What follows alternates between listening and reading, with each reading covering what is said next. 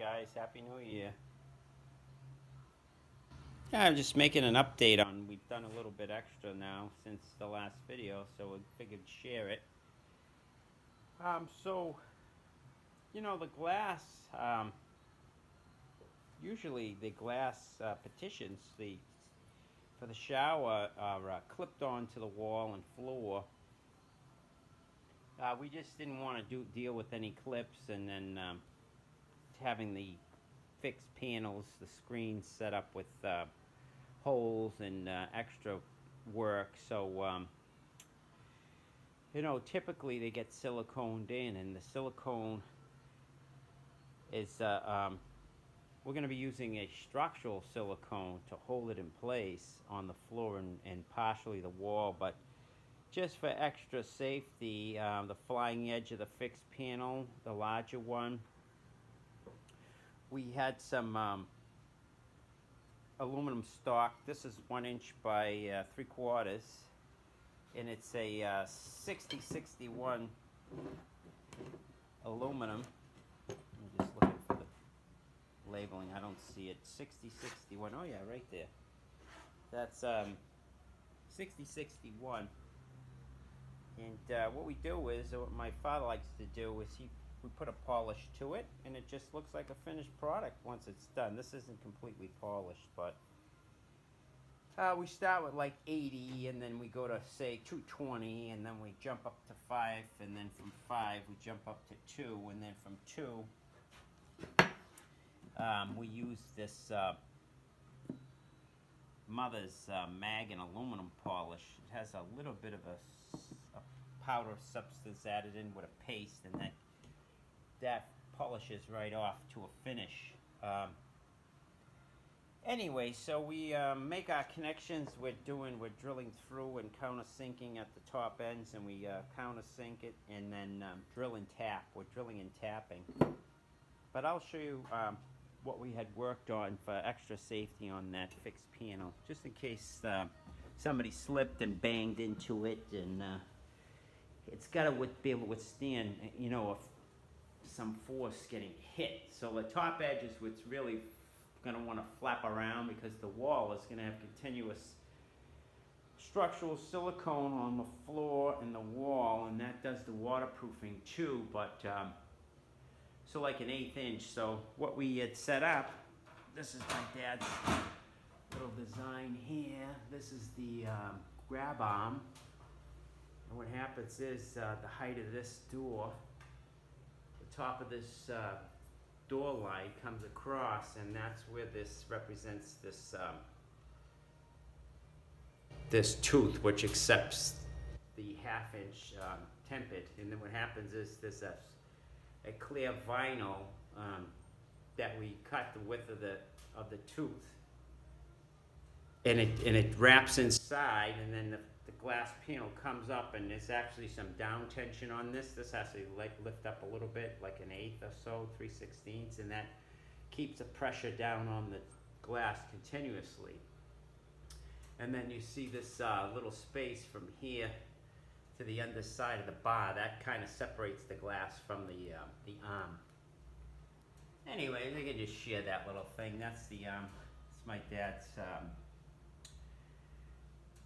We usually design our own, make our own things instead of looking and buying brackets. So this actually drives into the wall in between some stud that's modest in there, and it goes back 4 inches. So it's like it's driven in like a spike, and really I could hang on this thing. So and then but the force direction is this way. That's why the major axis of the bar is facing in the direction that it needs to be, and that's this width, and that helps that in case anyone falls and hits this glass from this side or the other side. That stops the glass from falling and hitting you.